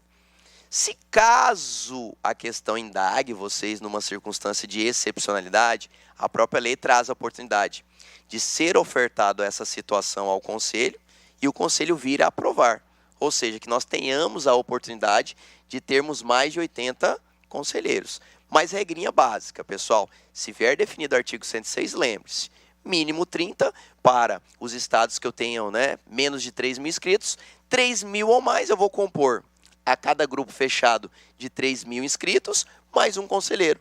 Chegando o quê, pessoal? Ao limite de 80. Então, mínimo 30, máximo 80. Definiu a minha chapa? Ainda não, professor. Por isso é bem complexo os estados. Além da diretoria da Caixa, além da diretoria do Conselho Seccional, além dos conselheiros seccionais, eu também terei o quê, pessoal? Os nossos conselheiros federais. Lembra que nós acabamos de falar lá? Eles surgem daqui, de uma chapa no qual eles vão registrar e eles vão concorrer a uma eleição. Qual que é o número de conselheiros federais, pessoal? 3, né? Então não muda, aqui eu terei 3 conselheiros federais, tá? Beleza, professor. Quem mais nós iremos encontrar na nossa chapa que podem ser incluídos hoje? Os nossos suplentes, né, pessoal? Os nossos suplentes. Aqui nós carregamos uma regrinha que o número de suplentes, pessoal, não pode ultrapassar mais da metade do número de titulares. O número de suplentes não pode ultrapassar mais da metade do número de titulares. Beleza, professor. Terminei a minha chapa, graças a Deus. É o primeiro passo. Para me fazer minha chapa, eu vou ter que chamar toda essa galera para compor uma chapa, para concorrer a uma eleição, para ganhar essa eleição e tomar posse. Até aí, professor, muito tranquilo. A OAB pode cobrar isso, já cobrou. Segundo passo, fui lá, montei tudo, tá lindo e maravilhoso no meu estado, né? Só que eu quero ganhar a eleição. Para eu ganhar essa eleição, professor, e para eu me candidatar a qualquer um desses cargos aqui, só preciso ser advogado dentro do meu estado? Porque às vezes vem essas perguntinhas bestas lá na porta e fala, cara, fácil. Para eu me candidatar, eu tenho que ser advogado, né? Aí será que influencia, por exemplo, você ter uma execução da sua anuidade lá que você não pagou, por exemplo, ano passado, né? Ou, por exemplo, você ter passado no exame 28 e próximas eleições já querer participar da próxima, será que você já poderia? Porque tem gente que está só esperando, já saiu o resultado, a documentação já está guardada. Falou, professor, a única coisa que está faltando para mim é o meu certificado de aprovação. Por isso que eu gosto de você. Mas não, professor, já tirei xerox de tudo certinho. Só falta uma coisa, o certificado de aprovação. Que vai sair agora, tenho certeza. Exame 28. Esse 28 está cravado na cabeça de vocês, vai estar lá presente. Não vai ter 29, nem 30, nem 30. É 28, tá, galera? Tá desamarrado em nome de Jesus. Beleza, professor. Rapidinho, então. Lembrem-se, para compor chapa, tenho que ser advogado, primeiro requisito, dentro do meu respectivo conselho seccional, ou registrado em outro conselho seccional, sem problema algum. 2, além de ser advogado, galera, lembre-se, tem que estar em dia com o pagamento da sua anuidade.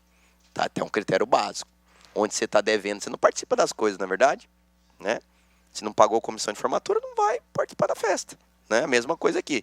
Não pagou a OAB, vai lá no estacionamento da OAB, o cara vai bater lá, cancela, não vai abrir para você. Né? Vai usar o computadorzinho e fala, tem jeito não. Né? Vai lá pagar. Então notem, pessoal, que existe restrições. E aqui também eu necessito estar em dia com a minha anuidade. Então, além de eu estar inscrito, eu tenho que estar em dia com o pagamento das minhas anuidades. Beleza. 3. Para que eu me encontre dentro dessa chapa, eu tenho também, pessoal, que não possuir procedimento disciplinar condenatório transitado em julgado. Então, lembre-se, aquele que for fichinha suja, pessoal, tome um pouco de cuidado. Por quê? Não pode participar em nenhum desses cargos na eleição, salvo uma exceção. Se este que era ficha suja passar pelo que nós chamamos de reabilitação. Então, repetindo, não pode possuir procedimento disciplinar condenatório transitado em julgado, salvo a reabilitação. tá? Então, nós vamos trabalhar um pouquinho isso à frente no processo disciplinar, que depois que, né, a ficha suja, nós poderemos ter a possibilidade de nos reabilitarmos. Quesito básico, porque ele é trabalhado bastante em regulamento interno de cada conselho. Quesito básico para guardar a reabilitação, guarde o prazo. Prazo para reabilitação sempre 1 ano após o trânsito em julgado. Decorreu 1 ano, eu posso reivindicar o quê, pessoal? Uma reabilitação. Então, por enquanto, guarde esse 1 na sua cabeça. 1 ano, reabilitação, 1 ano, porque ela caiu na prova. Só que foi, né, pessoal, muita sacanagem, me desculpe a palavra, quem está Deus ouvindo depois aí nos vendo, que a FGV fez. Ela falou de uma reabilitação, o quê, pessoal?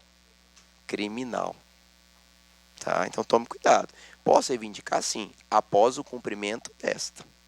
Aí que foi a pegadinha, né? Porque a gente não observou o criminal e acabou comendo bola na questão. Mas fiquem tranquilos que é a fim de a gente trabalhar todas elas dentro do procedimento disciplinar. Então, primeiro passo, não posso possuir a circunstância do procedimento disciplinar condenatório transitado em julgado, salvo a reabilitação. Outro item também, eu tenho que possuir o quê, pessoal? Mais de 5 anos de inscrição de forma contínua. Que foi outra pegadinha que já caiu, né? Lembra? Alguém, quem já fez prova antiga, falava assim, ó. Por que ele fala mais de 5 anos de forma contínua? O advogado X passou na OAB e começou a advogar. Advogou por 2 anos. Foi convidada para tomar posse em um cargo público. Né? Foi lá, foi convidada pelo governador, ficou 2 anos no cargo, voltou de novo para a advocacia. Advogou mais 2 anos.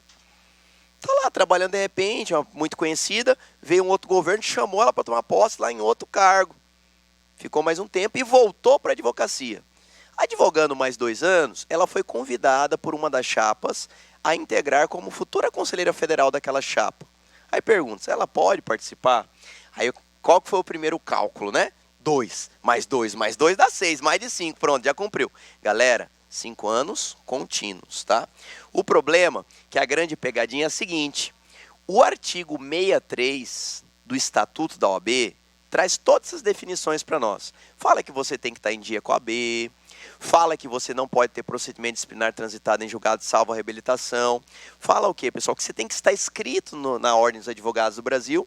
E ele fala que você deve possuir mais de 5 anos inscritos. Mas ele não traz a palavra contínuo. Essa continuidade, pessoal, essa palavrinha contínuo, ela estará prevista dentro do regulamento geral. Então, às vezes, pode trazer alguma dificuldade. O aluno vem a mim e fala, professor, mas está escrito aqui, né, 5 anos. Mas não fala da continuidade. Esta continuidade ela está prevista o quê, pessoal? Dentro do regulamento geral da OAB. Então foi essa primeira pegadinha que nós tivemos em primeira fase. Nós tivemos muitos alunos que perderam a questão. Além de tudo isso, temos mais um detalhe. Eu não posso estar exercendo, não poderei estar exercendo cargo exonerável ad nutum. Cargo exonerável ad nutum. O que são esses cargos, pessoal? Cargos comissionados, cargos de indicação, tá? Não poderão se encontrar em cargos exoneráveis ad nutum. Fez a perguntinha?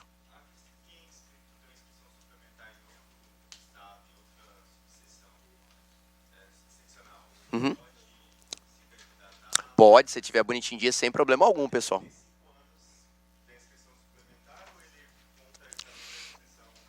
Isso. O que acontece, pessoal? Se ele computar mais de 5 anos contínuos na advocacia, não há problema algum, tá? Hoje o que a lei interfere, nossa, é esse critério da continuidade e mais de 5 anos escritos, né? Que é a famosa cláusula de barreira. Por isso, hoje são impedidos os jovens advogados, o quê, pessoal? De buscar se candidatar a cargos. Já existem alguns projetos no intuito, o quê, pessoal? De alteração dessa previsão estabelecida no artigo 63. Para que nós tenhamos a quebra dos mais de 5 anos para, no mínimo, 3. Para que a jovem advocacia possa vir a participar e integralizar o quê? Né? As eleições. Mas, infelizmente, é um grande debate que ainda temos, são projetos apresentados que ainda não estão em vigor. Então, se cai alguma coisinha sobre cláusula de barreira, fiquem espertos, tá? Hoje ainda se mantém o quê, galerinha? o prazo de mais de 5 anos na formalidade contínua, tá? Lembrando, galera, que as nossas eleições advindas aqui no nosso estado, todos esses cargos que aqui iremos trabalhar dentro da nossa composição, nenhum deles tem remuneração. Ou seja, nós não iremos pagar um centavo para essas pessoas que aqui estarão trabalhando. E esses cargos, eles são obrigatórios. A partir do momento que houve o aceite por parte desse profissional, galera, nós teremos um mandato para todas essas partezinhas aqui por um período de 3 anos, tá? E é obrigatório, tá? Então lembre-se, todos os cargos de eleição não vão possuir remuneração. Não existe remuneração. Não existe remuneração. Né? Nós estávamos no outro cursinho esse tempo atrás, a aluna levantou e falou assim, professor, eu acho que o senhor está equivocado aí, que eu tenho um parente que já foi conselheiro federal e ele tinha remuneração. Eu falei, então fala o nome dele aí, joga na roda, né, pessoal? Por quê? Conselheiros federais também não têm remuneração, porque lá ele vai participar da respectiva eleição que também iremos trabalhar. Né? E depois a gente foi sentar com ela e debater.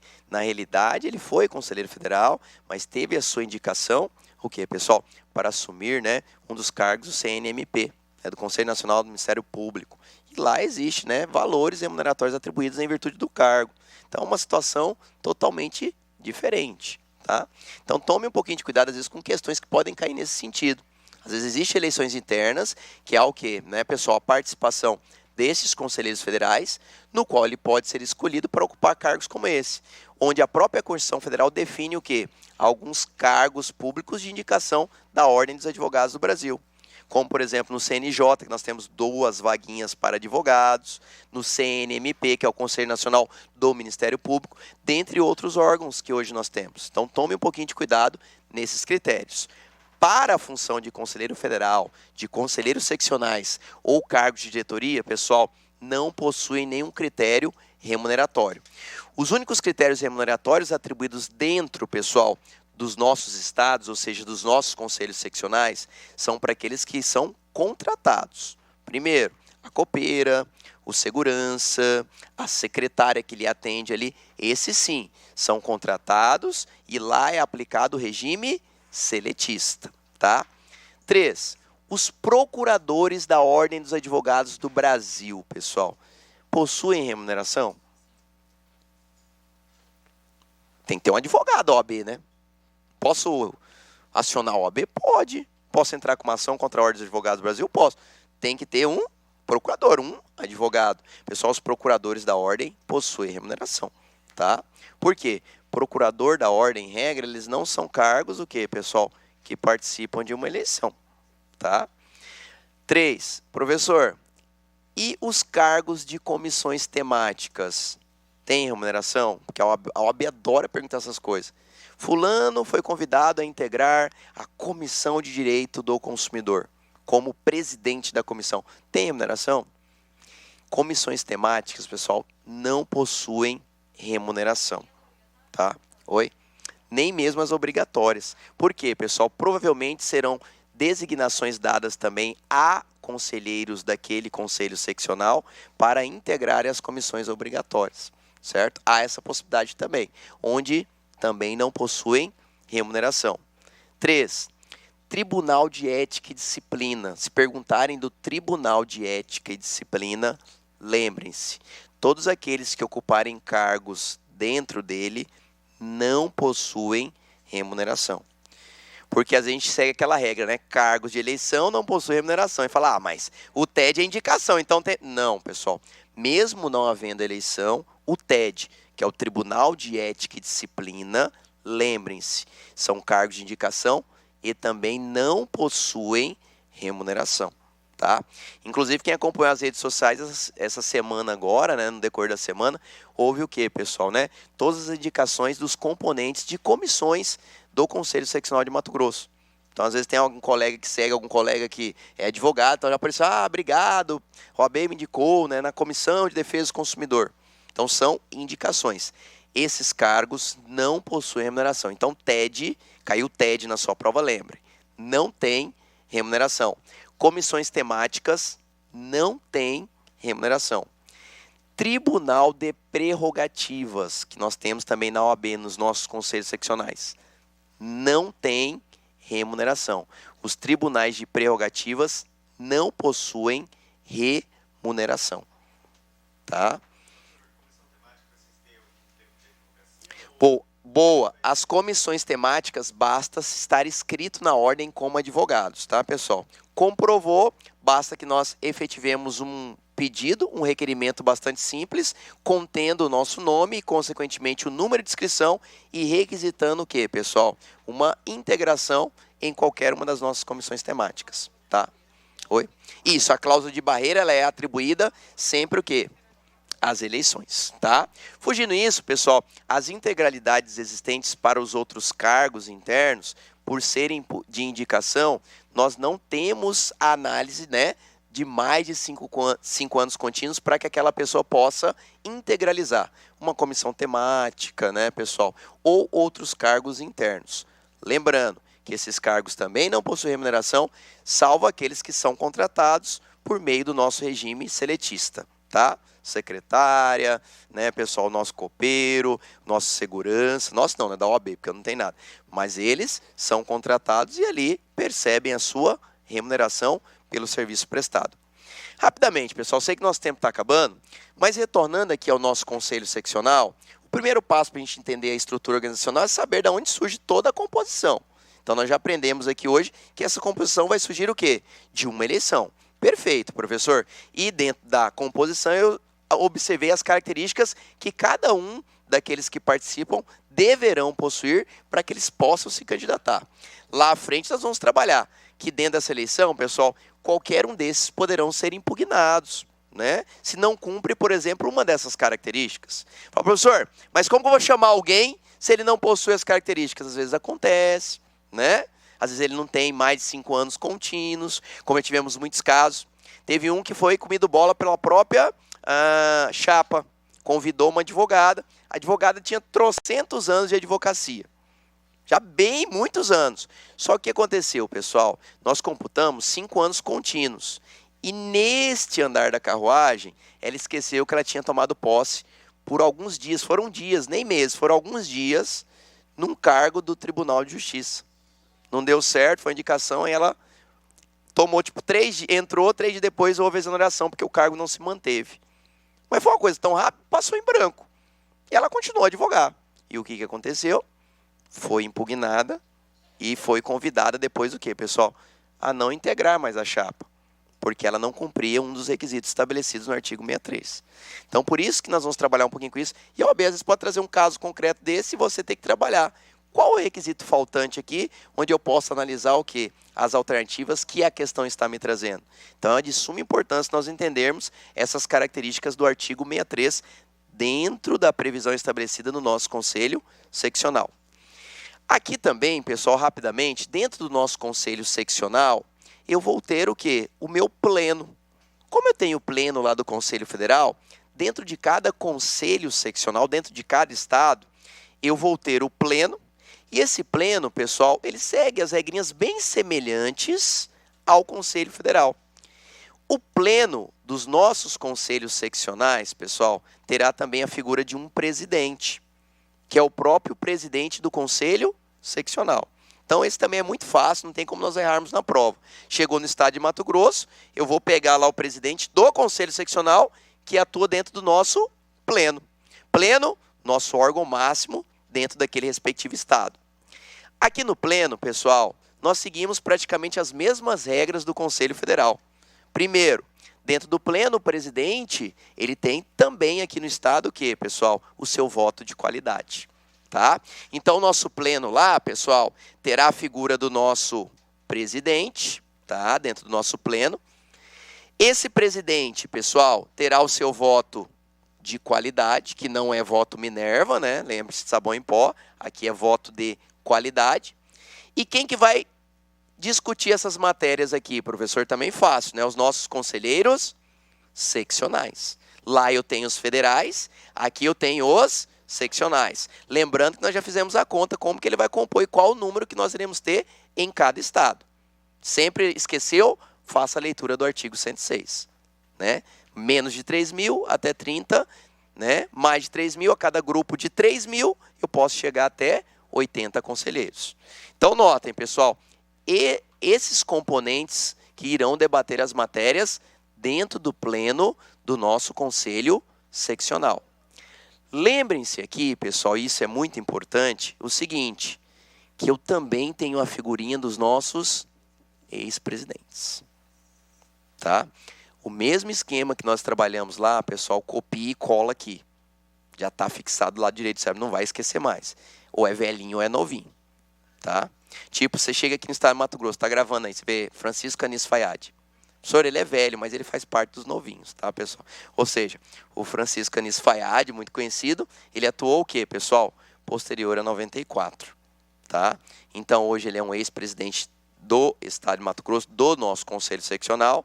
Ele tem o seu assento reservado no pleno do conselho seccional, mas o Fayad, por ser posterior a 94, ele só fala, né? Só tem poder de voz. Cara de velho, mas na lei ele é novinho, tá? Então, guardem isso com vocês, pessoal. Os mesmos critérios que nós temos lá, iremos aplicar aqui também dentro do nosso conselho seccional. Aqui, pessoal, é importante também, para a gente fechar com chave de ouro hoje, lembrarmos a vocês outras autoridades que também vão estar presentes aqui. É chato, mas temos que fixar. Como nós trabalhamos todas aquelas autoridades lá, nós temos que saber quem vai estar participando aqui, pessoal. Porque se cair na OAB, o professor não falou isso, né? E você vai acertar essa questão. Lá vai que é a questão número 5 do caderno azul, né, pessoal? Além do presidente, além dos nossos conselheiros seccionais, além da figura dos ex-presidentes, eu vou ter aqui outra autoridade também, que é o quê, pessoal? Os presidentes de subseções. Os presidentes de subseções. Os presidentes de subseções. Da última vez, o levantamento aqui em Mato Grosso estava com 29 subseções, critério de exemplo em Mato Grosso, né? Então, nós teríamos lá, né, pessoal, assento reservado a esses 29 presidentes na sessão do pleno, tá? Então, lembre-se, tem autoridade aqui. Quem são? Os presidentes de subseções, tá? Somente com poder de voz. Os presidentes de subseções, somente com poder de voz. 2. Teremos também aqui em cada conselho seccional, em cada estado, o presidente do Instituto dos Advogados local, ou seja, presidente do Instituto dos Advogados daquele estado. Então, hoje, salvo me engano, acho que quem é presidente do Instituto dos Advogados em Mato Grosso chama-se Fábio Arthur Capilé, né? Então, ele, Fábio Arthur Capilé, presidente do Instituto dos Advogados em Mato Grosso, tem o seu assento reservado nas sessões do pleno, somente com poder de voz, tá? Então, presidente do Instituto dos Advogados local ou daquele determinado estado possui seu assento reservado nas sessões somente com poder de voz. Quem mais está aí que estava na provinha, na penúltima prova, galera? Os conselheiros federais do respectivo estado. Os conselheiros federais do respectivo estado. Então, se eu estou em Mato Grosso, os meus 3 conselheiros federais têm assento reservado nas sessões do pleno, somente com poder de voz. Somente com poder de voz. E se lá na sua prova falar assim, ó, os presidentes de comissões temáticas possuem assento reservado nas sessões do pleno. Falso ou verdadeiro? Falso, tá, pessoal? Pelo amor de Deus, tá? Tudo bem que ele é uma autoridade, né? A gente, né, acha que a gente é uma autoridade, mas na realidade não participaremos das sessões do pleno, não temos assento reservado. Porque a gente fala muito de presidente de autoridade, tomem cuidado. Presidente de comissão temática não está aqui no pleno do conselho seccional. 2, pessoal, além de todas essas autoridades presentes, eu peço que vocês tomem muito cuidado, porque quando eu falo em conselho seccional, ele vai possuir dentro da sua jurisdição independência e autonomia. Ou seja, pessoal, ele vai administrar a figura do advogado dentro do seu respectivo estado. E aí nós temos que tomar cuidado, por quê? Porque dentro desse estado, pessoal, dentro dessa administração, eu posso o quê, né? Fazer a interferência por ser a autoridade maior em outros órgãos. OAB perguntou na penúltima prova: conselho seccional pode interferir em uma subseção? Conselho seccional pode interferir em uma caixa de assistência dos advogados?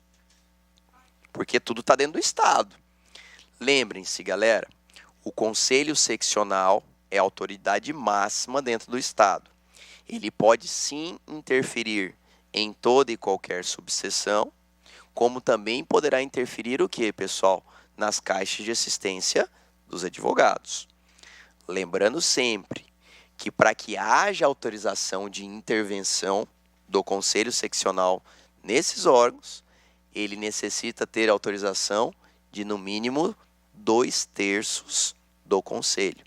Então, repetindo, a intervenção ela poderá existir desde que tenhamos a intervenção de no mínimo 2/3 do nosso conselho. Isso, vamos lá, repetindo. O conselho seccional, ou seja, pessoal, né, o nosso estado, ele poderá interferir tanto nas subseções quanto nas caixas de assistência dos advogados, desde que tenhamos a autorização de, no mínimo, 2/3, de no mínimo, 2/3